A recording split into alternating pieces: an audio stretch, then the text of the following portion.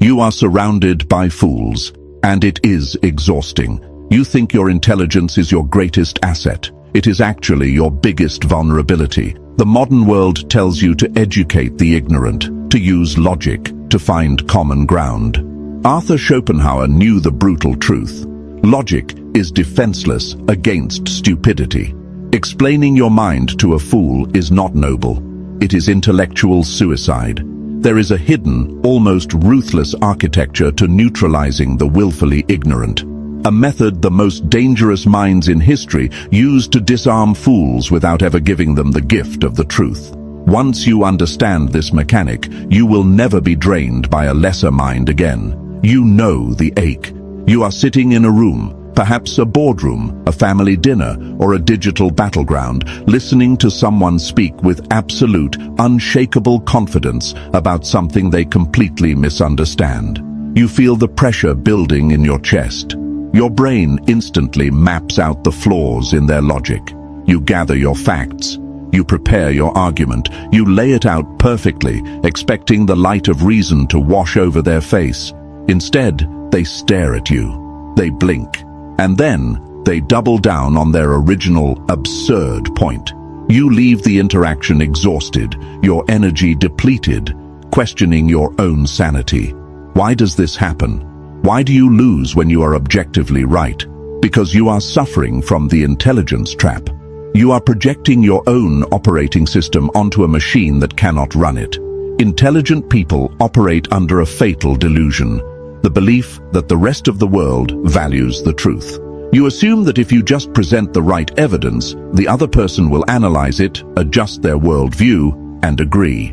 Schopenhauer despised this naive optimism.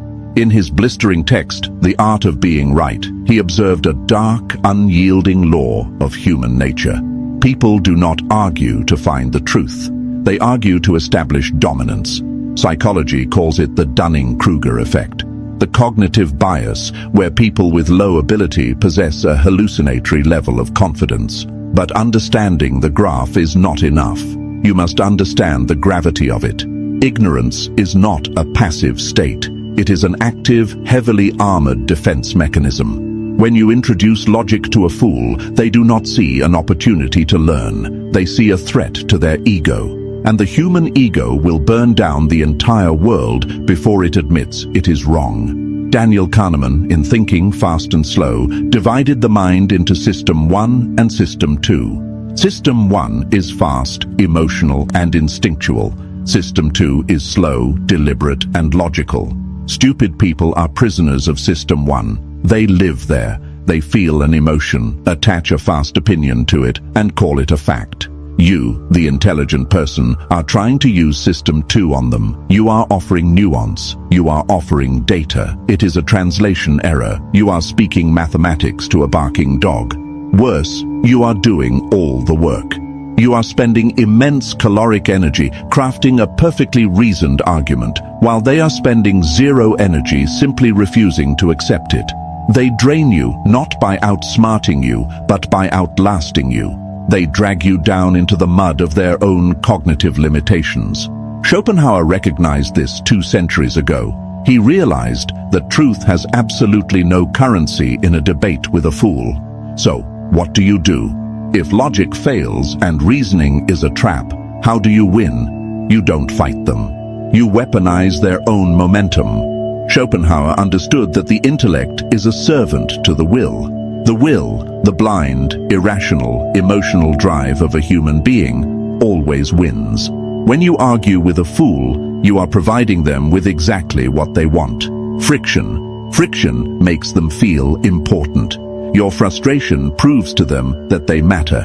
Every time you counter their point, you legitimize their delusion. You are telling them, your idea is worthy of my time and my anger.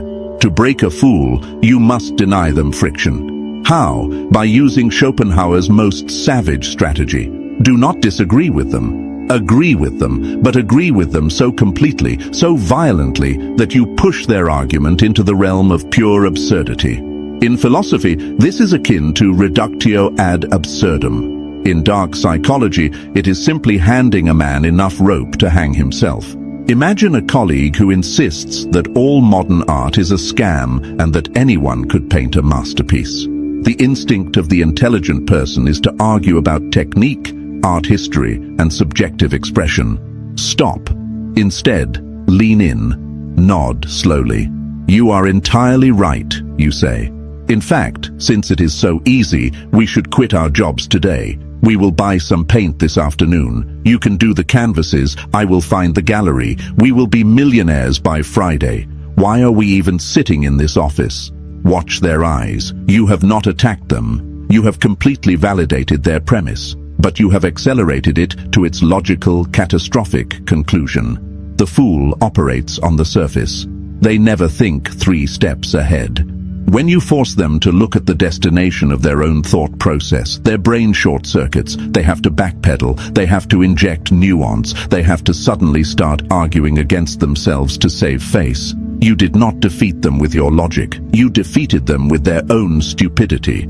Schopenhauer employed this mercilessly against his academic rivals. He did not engage in polite discourse with people he considered charlatans. He did not treat their ideas as equals. He magnified their flaws until the flaws became comical.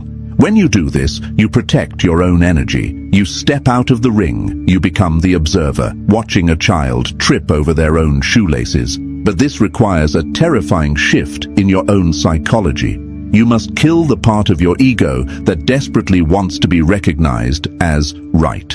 Intelligent people are addicted to being correct. You want the satisfaction of the other person conceding. You want the moral victory. Schopenhauer would tell you that seeking validation from a fool is the ultimate form of stupidity. Why do you care if a lesser mind acknowledges your brilliance? Why do you need a blind man to compliment your painting? When you drop the need to be right in their eyes, you become immune to their provocations. You stop giving them the remote control to your nervous system. Let them hold their incorrect beliefs. Let them walk into the world with their flawed maps. It is not your duty to save them. It is your duty to protect yourself from them. Which brings us to a darker, more necessary realization. Stupidity is not a passive trait. It is highly contagious. If you spend enough time trying to navigate the chaotic, irrational landscape of a foolish person's mind, you will begin to compromise your own. Cognitive load theory explains that our mental bandwidth is strictly limited. When you interact with a highly irrational person, your brain works overtime. You are trying to predict their unpredictable reactions. You are suppressing your own frustration. You are walking on eggshells. This sustained cognitive taxation slowly degrades your own decision-making abilities. You become irritable. You make poor choices. You lose your creative edge. You are letting a parasite feed on your intellectual capital. Schopenhauer was notoriously solitary. People called him a misanthrope. They said he hated humanity, but read the wisdom of life. He did not hate humanity. He was simply ruthless about his mental diet. He wrote, "To marry is to halve your rights and double your duties." He applied the same harsh mathematics to human interaction. To engage with a fool is to halve your intelligence and double your exhaustion. He developed the famous porcupine dilemma. On a cold winter night, porcupines huddle together for warmth, but their quills prick each other, forcing them apart. They are trapped between freezing in isolation or bleeding in intimacy. The intelligent person must master this distance. You cannot avoid stupid people entirely. They are your managers, your clients, your neighbors, and sometimes your blood. But you must establish a psychological quarantine. When you are forced to interact with them, you do not bring your authentic self to the table. You bring an avatar. The avatar is polite. The avatar smiles. The avatar speaks in short, agreeable sentences. Interesting perspective. I see what you mean. That's one way to look at it. The avatar gives them nothing to attack. The avatar is a mirror, reflecting their own noise back at them, while your actual mind remains protected behind a fortress of detachment. This is the Machiavellian application of Schopenhauer's philosophy.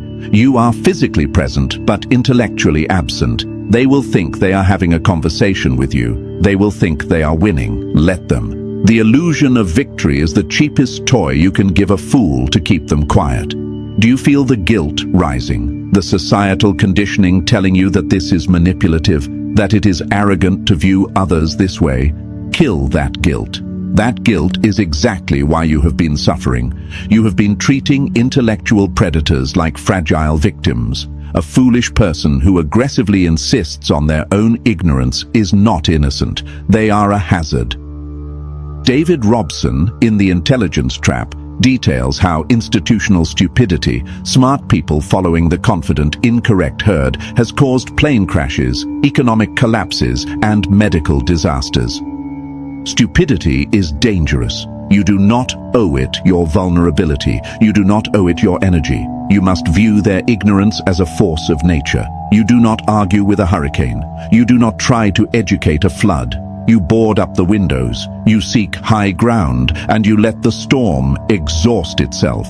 But what happens when the fool has power over you? What happens when the irrational mind signs your paycheck or holds the key to your promotion? How do you survive when the system itself rewards the loudest idiot in the room? This requires an entirely different set of weapons. The most dangerous animal is not the predator, it is the frightened beast with a crown. When a person of low intellect acquires power, their entire psychological architecture is built on a fault line of deep, unacknowledged insecurity.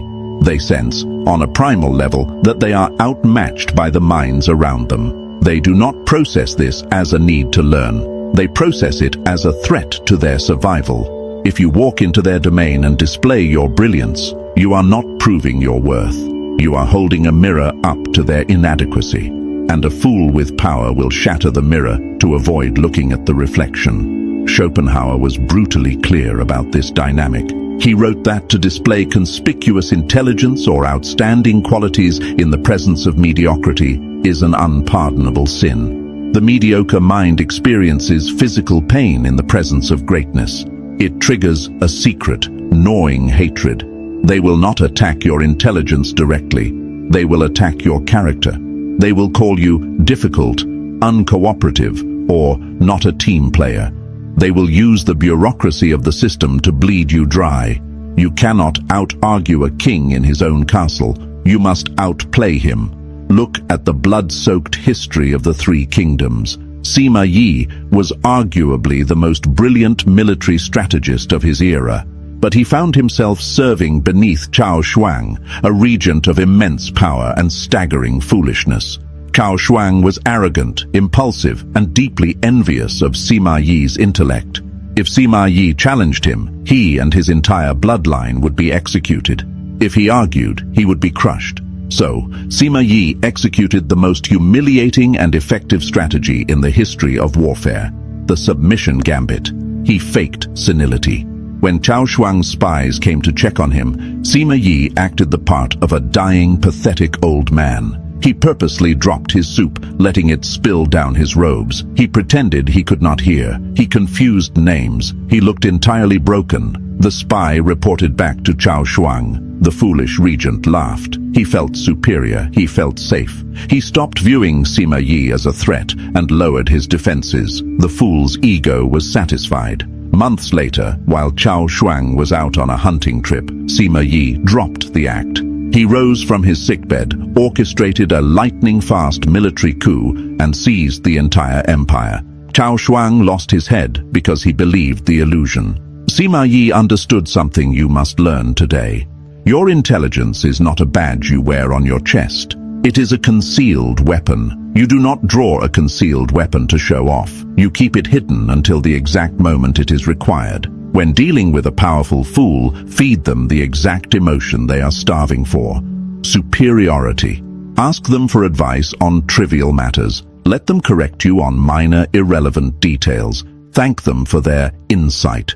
You are not submitting. You are anesthetizing them. You are injecting their ego with a narcotic so heavy they fall asleep at the wheel, leaving you free to operate in the shadows. You trade a momentary scratch to your pride for absolute, unhindered maneuverability. There is a specific type of exhaustion that comes from trying to translate complex reality for a simplistic mind. You draw diagrams, you use analogies, you break the concept down into its smallest atomic parts, and they still stare at you, their eyes completely blank, before repeating the exact same flawed argument they made 20 minutes ago. This is the core of the intelligence trap. You assume their inability to understand is a failure of your explanation. It is not. It is a failure of their hardware. David Robson's research on cognitive bias reveals a chilling reality. Highly intelligent people are uniquely vulnerable to a specific error, the belief that everyone else processes information the same way they do. You think in probabilities, you weigh evidence, you adjust your conclusions based on new data. The fool thinks in absolutes. They form a conclusion first, usually based on a visceral emotion or tribal loyalty, and then they completely reject any data that contradicts it. Trying to force them to see the nuance is like trying to install the latest operating system on a typewriter. It is impossible. The architecture does not support it. So, stop trying. Schopenhauer advised a radical departure from the instinct to educate. In his 38 stratagems for winning an argument, he designed tactics specifically for dealing with opponents who are immune to reason. One of his most effective methods is the strategic use of irony. When a fool corners you with a demand for agreement on a ridiculous premise, do not fight the premise. Say this: "What you are proposing is so extraordinary, it completely transcends my poor capacity to understand it.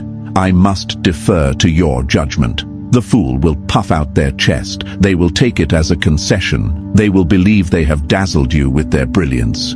But anyone with a fraction of intellect watching the exchange will hear the dripping sarcasm. You have insulted them to their face, and they thanked you for it. You have safely exited the conversation without expending a single calorie of intellectual energy. You must understand the economics of attention. Every hour you spend debating a fool is an hour stolen from your own empire. It is energy diverted from your wealth, your health, your actual goals. Fools are energy vampires. They do not produce, they consume. They drag you into endless circular debates because they have nothing better to do with their time. Your time is expensive. Theirs is worthless. When you engage, you are trading gold for dirt. Cut the transaction. Walk away. Let them believe they won. The lion does not lose sleep over the opinions of sheep, and the architect does not weep when the demolition crew calls his blueprints confusing. We need to address the darkest part of your psychology. The reason you keep engaging with them. It is not just because you want to be right. It is because you feel sorry for them. You think, if I can just make them see the truth, their life will improve. If I can just show them the flaw in their logic, they won't make this terrible mistake. This is the arrogance of empathy.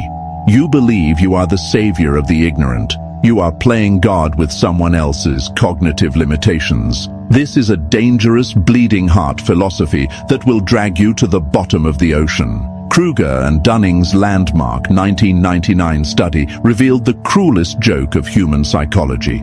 The very skills required to be competent at a task are the exact same skills required to recognize competence.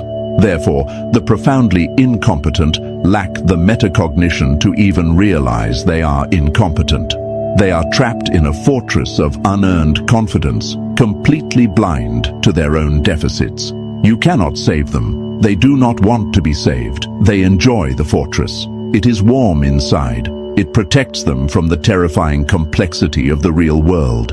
When you try to forcefully drag them into the harsh light of truth, you are not acting as a healer. You are acting as an invader, and they will fight you with the ferocity of a wild animal defending its territory. Look at the people in your life. The chronically broke friend who refuses to change their spending habits but aggressively argues about the economy. The toxic family member who creates endless drama but insists everyone else is the problem. How many years have you spent trying to use logic to fix them? How many hours of sleep have you lost? They have not changed a single degree, but you have aged. You have grown cynical. You have grown tired. Your empathy is funding their delusion. Schopenhauer was ruthless in his assessment of human potential. He believed that character is immutable. People do not change their nature, they only change their circumstances. If a person is a fool today, they will be a fool tomorrow. Accepting this is painful. It requires a kind of emotional amputation. You have to look at people you might care about, or people you must work with, and accept their terminal limitations. You stop trying to upgrade them. You start managing them. You manage a fool the way you manage heavy machinery. You keep your hands out of the gears. You stay behind the safety lines. You expect it to operate exactly as it was built to operate. When the machine malfunctions, you don't argue with it. You pull the plug. What happens when you finally stop fighting them?